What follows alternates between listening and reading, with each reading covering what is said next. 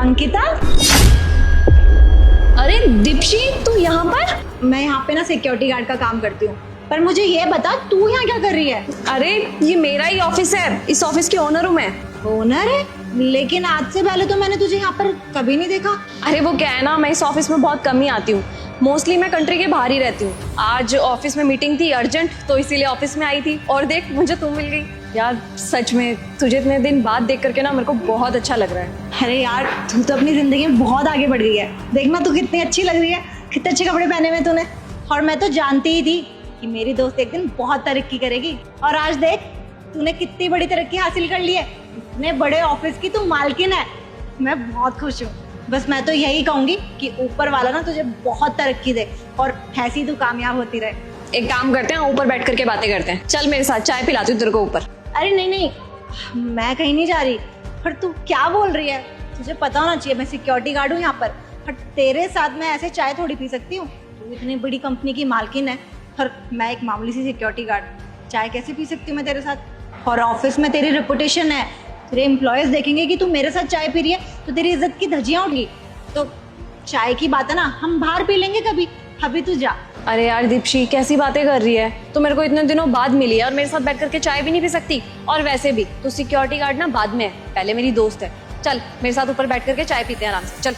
अरे नहीं, मैंने बोल दिया ना, हम बाद में बैठ के बाहर चाय पियेंगे। अभी तू जा, तुझे वैसे भी बहुत काम होगा। चल ठीक है, मुझे पता है तू बहुत ज्यादा जिद्दी है, बाद में पी लेंगे चाय। अभी मैं जाकर के मीटिंग अटेंड कर लेती हूँ, ठीक है? अंकिता रुक, देख मैं यहाँ पर सिक्योरिटी गार्ड हूँ। ऊपर किसी को बताइयो मत कि जो नीचे सिक्योरिटी गार्ड है वो तेरी दोस्त है। क्यों? अरे फिर वही बात, तू खुद सोचना। मैंने तुझे अभी कहा ना कि अगर ये बात पता चलेगी कि तेरी दोस्त एक मामूली सी सिक्योरिटी गार्ड है तो इसमें तेरी इज्जत खराब होगी। अरे लोग हंसेंगे तुझ पे, और मैं नहीं चाहती कि मेरी वजह से ना कोई तुझ पे हंसे या तेरा मजाक बनाए। तुझे जितना बोल रहे ना उतना कर। और देख ले, तुझे हमारी दोस्ती की कसम है, तू किसी को कुछ भी नहीं बताएगी। याद रखियो ये बात जो तुझे बोली है मैंने। तू अंदर जाके किसी को नहीं बताएगी कि मैं तेरी दोस्त हूँ। अच्छा ठीक है, मैं किसी को नहीं बता रही। खुश?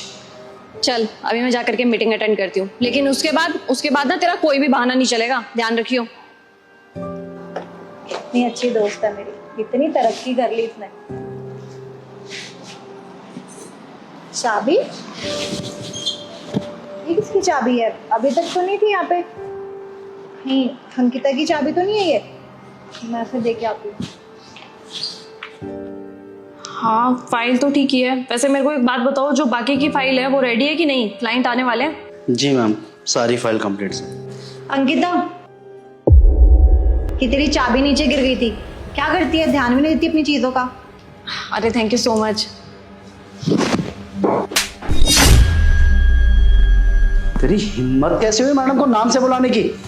एक तो बिना पूछे तू कैबिन में घुस आई, ऊपर से मैडम का नाम ले रही है। जतिन, ये क्या हरकत है? तुम्हारी हिम्मत कैसे है उसको हाथ लगाने की? मैडम हाथ ना उठाओ तो क्या करूं?